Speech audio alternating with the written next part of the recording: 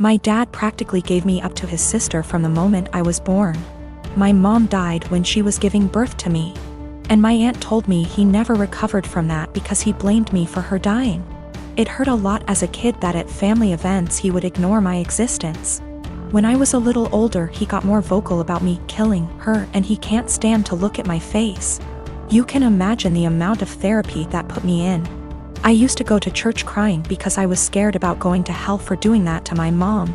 That's how much his words me up. But the shitty part was that I never stopped trying to be accepted by him. After my high school graduation, he told me to never bother him again since he legally has no obligation to me anymore, since he was sending my aunt money to take care of me. Around that time is when I finally started accepting that reality, so from there we moved on with our lives. My aunt doesn't talk to me about him. Sometimes my grandparents do, and that's how I found out he got married. They were mad he didn't invite me to their wedding, but to me it didn't matter because we're not close. But it was his wife who wanted to meet me. It's the first time ever that he wants to make contact, and it was to pretty much say she wants me on their life. She doesn't know the real reason about why we're estranged. He asked me to please not say anything, and maybe this could be a way to reconcile after all. But he was only doing it for her. That much was clear when we talked. I never said I would be. He still insisted on us meeting at their place because she really wanted to meet me. All she thinks is we were estranged for not getting along in my teenager years, going to college and losing touch because of life stuff. It pissed me off that he played it off as us just not talking for petty reasons. Meanwhile, the actually reason damaged me for years. I told her the truth. Everything he said to me. That he was never a parent to me, that was all my aunt. It was definitely a shock for her. The outcome was a disaster. Everyone has heard about this now. My grandmas in particular told me she understands my anger. But this was his chance finding someone since losing my mom, and now it's been put in jeopardy. My dad is devastated. They think it was going too far to ruin his marriage that way when he was willing to include me in their lives, which could have been the start of our relationship. And they say not only did I ruin that, but also possibly wrecked his marriage. She just doesn't agree at all with what he did, and it could have been avoided if I didn't say anything. For me, it was hard not to tell the truth after the lies made it seem like it was nothing serious. I couldn't ignore what happened after what it did. If it was the right call, since it put their whole marriage at risk after all. I am a 33 years old female. And I found out that my ex-husband 37 male was cheating on me when I was 7 months pregnant with our son. I got a divorce and we share custody of our 3-year-old son. My ex-husband's girlfriend tried to get involved in my parenting several times. She even commented on my son's name, implying that we should agree on a name we all want, not just what I wanted. And tried to dictate what he should and shouldn't have. As a result, she started throwing stuff of his that I paid for myself. Honestly, it's frustrating because I'm barely getting by with the money I have and cannot afford to buy replacement for all the stuff she throws but my ex-husband says it's her house and she gets to decide what can and can't enter. I made a crochet blanket for my son with his name on it. This blanket is special to me, and the tools I used to be able to make it cost me money. Not to mention the time and effort it took to get it down. I sent my son to stay with his dad days ago, and he wanted to take the blanket with him to sleep with it. I don't know exactly what happened, but when I came to pick him up, he told me his dad's girlfriend took it away from him and threw it out, leaving him with no blanket to sleep with at night as punishment for him for not accepting the one she offered. I was furious. I called his dad, but he hung up on me. I sent him a text explaining the situation, but he texted back telling me that I should stop the drama and go look for a job if I have so much free time on my hand, instead of picking on his girlfriend. I felt frustrated. I visited his family, who are good to me, and told them about what their son's girlfriend did. Now it's worth mentioning that she's been working hard for their approval and to get on their good side. They were shocked to know about what she did. They all flipped out on her and started calling her out. My sister-in-law took it further by putting this on social media, which made other family members see what she did. My ex-husband called me yelling about my pathetic attempt to turn his family against his girlfriend. I could hear her freaking out in the background while he was lashing out at me, saying I ruined every chance she had to have a good relationship with her future in-laws. I hung up and felt absolutely horrible, even though I was just venting to his family about what happened and felt frustrated. I'm not sure anymore since the whole family aren't speaking to her SI that might have a lasting impact on their relationship with her. My sister-in-law and I have an agreement. She watches my kids 3 days a week, and I watch hers 3 days a week. This agreement has stood since March 2020 without issues. Any changes have been discussed weeks in advance. A couple weeks ago, we had an argument. The next day, I brought my kids to her house, dropped them off, and left. I didn't speak to my sister-in-law, because when one of us is in a rush, like I was, it's standard for us to just let the kids out, stay in the car, and drive off when you see the door open. I drove to work, about 40 minutes away.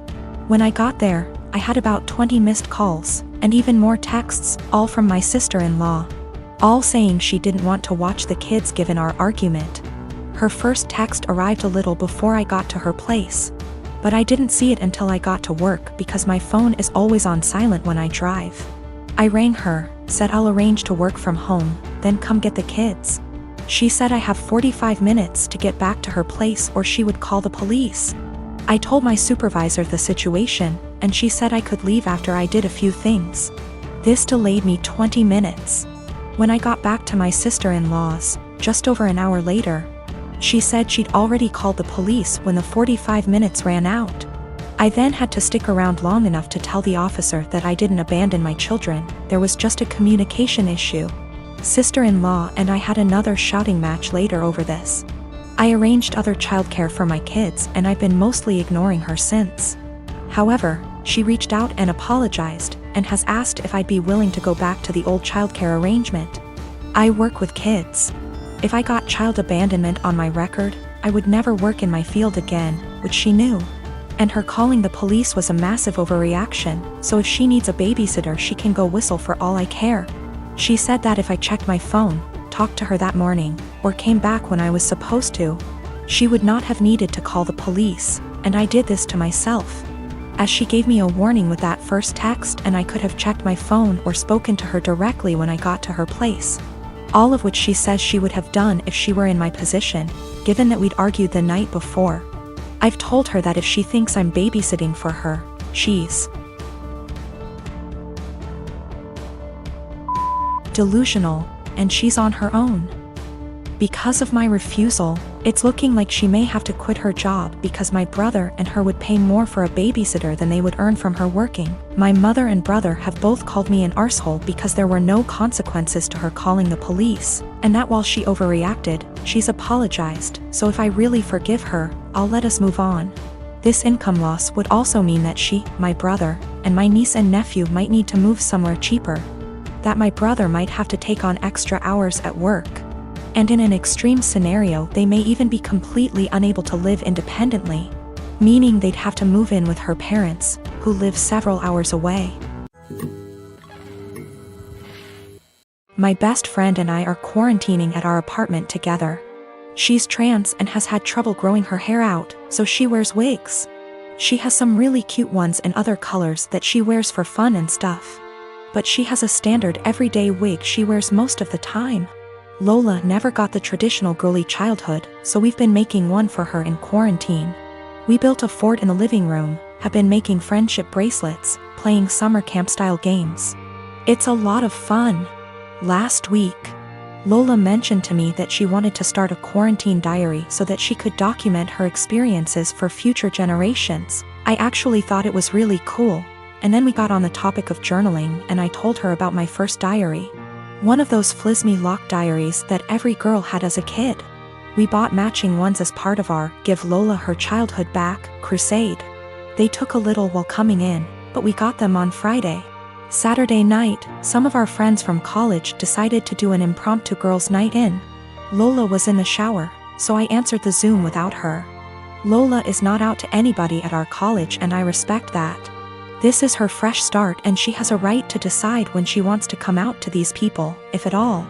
I know I wouldn't 100% trust some of the people at our school with something as personal as this. We were talking about what we've been doing in quarantine and I mentioned that we had gotten the diaries. I said it was for the nostalgia and they wanted to see the diaries. We left the box in Lola's room, so I went in to show them. Lola and I go into each other's rooms all the time. We're basically sisters to one another, and it's just about second nature. When we were younger, we had keys to each other's houses. I didn't think anything of it. I flipped the camera to show the diaries and didn't flip it back. I got distracted by a cute choker on her dresser and forgot that the camera was flipped back / there was anything to hide. They knew Lola has worn wigs out to parties / the club / etc., but her everyday wig was right out in plain view, and one of our nosier friends asked what the new wig was. I completely blue-screened and someone else realized that it was Lola's hair. I genuinely had nothing to say. They were asking why Lola wore a wig and I had no explanation. I didn't want to out her. Someone else came to the conclusion that Lola must have cancer or alopecia or some other horrible thing that causes hair loss. They've decided that she was just too embarrassed to say, and they all started going on about poor Lola, etc. I just didn't know what to say, and I said it wasn't my place to confirm / deny. I hung up and immediately told Lola. I apologized profusely, and I know how badly